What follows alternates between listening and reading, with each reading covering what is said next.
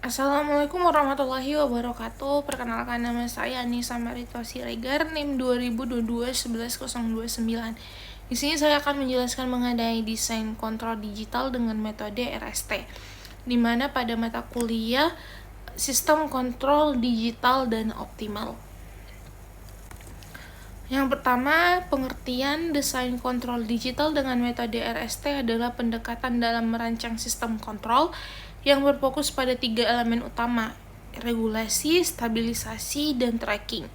Ketiga elemen ini digunakan untuk memastikan kinerja sistem dalam menghadapi gangguan dan perubahan input dengan cara yang efektif dan efisien. Untuk penjelasan metode RST, yang pertama itu regulasi atau R, di mana regulasi ini berkaitan dengan pengaturan suatu variabel sistem agar tetap berada pada nilai referensi meskipun ada gangguan. Misalnya dalam sistem kontrol suhu, kita ingin menjaga suhu tetap konstan pada nilai yang diinginkan meskipun ada variasi dalam kondisi lingkungan, seperti perubahan suhu luar. Untuk yang kedua itu ada stabilisasi atau S, di mana stabilisasi ini memastikan bahwa sistem tidak menjadi tidak stabil atau berosilasi secara tak terkendali. Sistem harus dapat mengatasi gangguan atau perubahan dengan cara yang membuat outputnya itu tetap stabil dalam jangka panjang. Yang ketiga itu ada tracking, di mana tracking ini berfokus pada kemampuan sistem untuk mengikuti perubahan input atau referensi dengan akurat.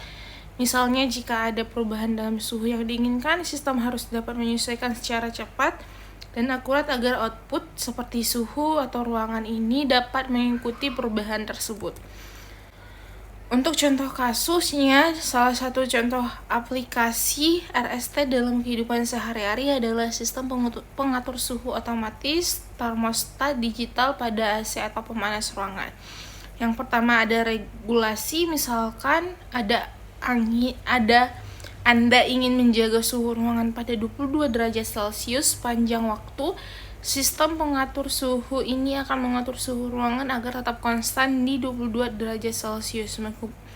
Meskipun ada gangguan seperti pintu yang terbuka atau adanya orang yang masuk ke ruangan, sistem akan terus menyesuaikan untuk mempertahankan suhu tersebut.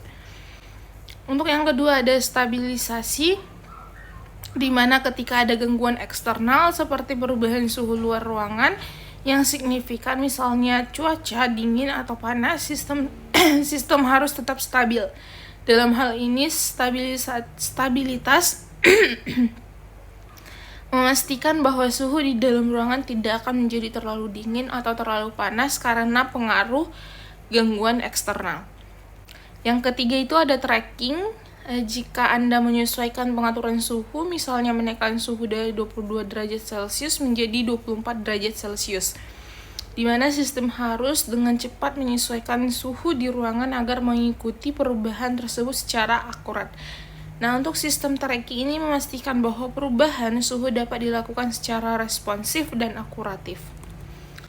Di mana kesimpulannya itu metode RST dalam desain kontrol digital memberikan pendekatan yang terstruktur untuk mengelola sistem kontrol yang efisien dan responsif terhadap gangguan dan perubahan kondisi. Dalam contoh sistem pengatur suhu otomatis, regulasi menjaga suhu tetap stabil pada nilai yang diinginkan.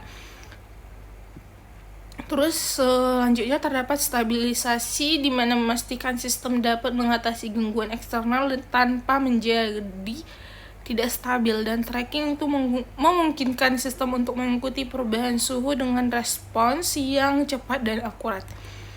Mungkin cukup sekian yang bisa dapat saya sampaikan. Kurang janggalnya saya mohon maaf. Wabillahi taufiq wal hidayah. Wassalamualaikum warahmatullahi wabarakatuh.